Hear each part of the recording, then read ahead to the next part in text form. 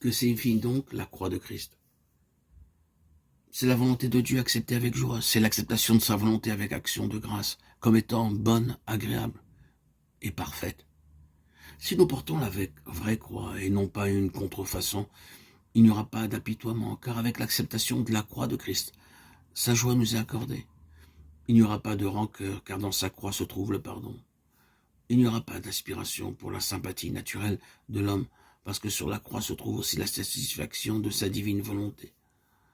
Lorsque Christ était sur la croix, il a refusé le vin et le fiel pour la simple raison qu'il n'en avait pas besoin. La volonté du Père était sa satisfaction. Ceux qui le suivent en acceptant la croix doivent demeurer sur la même base.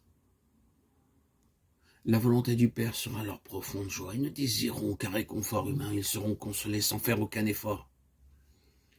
Paul déclare: béni soit Dieu, le Père de notre Seigneur Jésus-Christ, le Père des miséricordes et le Dieu de toute consolation, qui nous console dans toutes nos afflictions, afin que par la consolation dont nous sommes l'objet de la part de Dieu, nous puissions consoler ceux qui se trouvent dans quelque affliction. De Corinthiens 1, 3, 4. Paul ne s'affligeait pas sur son sort et ne cherchait pas à éveiller de la pitié chez ses compagnons. Lorsque lui-même et Silas furent injustement mis en prison et maltraités, ils ne firent aucune allusion à la sympathie. Ils étaient tellement satisfaits de la manière dont Dieu dirigeait leur voix qu'ils priaient et chantaient les louanges de Dieu, et les prisonniers les écoutaient. Ce n'était pas une contrefaçon de la croix qu'ils portaient, mais la véritable croix. La preuve en était qu'ils n'avaient nul besoin de vin ni de fiel. L'expérience d'Étienne illustre cette même vérité. L'acceptation de la croix de Christ se manifeste par les abondantes grâces qui nous aident à endurer joyeusement les afflictions qui en découlent inévitablement. Lorsqu'Étienne fut lapidé jusqu'à la mort, il était si peu en souci de lui-même que ses dernières paroles furent un véritable plaidoyer pour ceux qui le maltraitaient. Le Seigneur ne leur impute pas ce péché, et après avoir dit cela, il s'endormit. Le châtiment de la croix consistait à faire agoniser un homme jusqu'à la mort.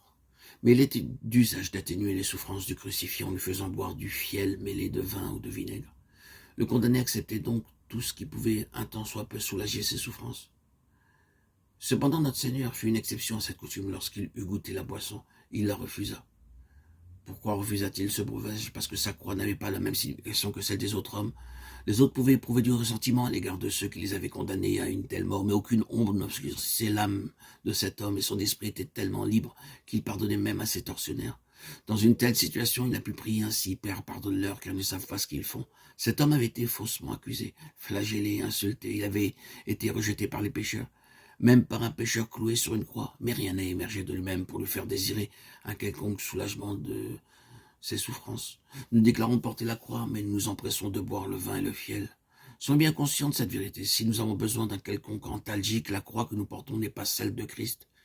Il était tout aussi sensible que nous-mêmes à la souffrance, mais il ne s'est pas irrité à cause de ses souffrances.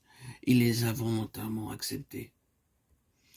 Que le Seigneur nous aide donc à faire la distinction entre la croix de Christ et les autres croix, et qu'il nous garde du vif désir naturel de boire du vin mêlé et de fiel, afin que notre joyeuse louange monte toujours vers lui et qu'elle réjouisse son cœur.